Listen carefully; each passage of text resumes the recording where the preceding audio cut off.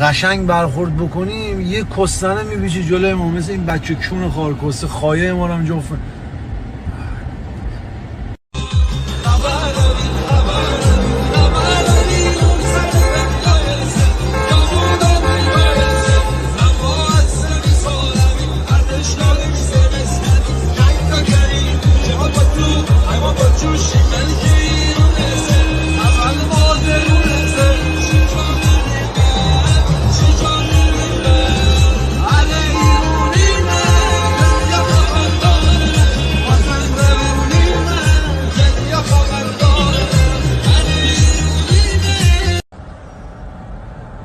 کسکشو حرکت کنید، حرکت کسکشو.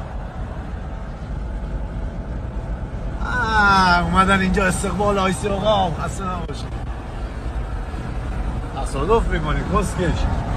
زندگی دیگه برادر جان. اگر کیره خر مادر جینده سر صبح کسننه کیراتی خار کسه. ما میخوایم با کلاس جلوه بدیم، کسکشان مثل اینکه جور در نمیاد. نگاه بکنه خار مادرشو بگم من مارا کیر تو ناموسه کونی خار کسه بگیرم کونش بزنم اینجا مادر کونده رو. به این تیپ میگن شسته کسه ای. پسری رفتی آرایشگاه تمیز شدی اومدی خونه، اگر از سوال کردن بابا چه موهایی زدی، موهایی چیه آیسان، بگو که شسته کسه ای. حاجی ما بعضی موقع میگیم زن نمیگیریم فلان اینا، بعد کسچر میگم بابا.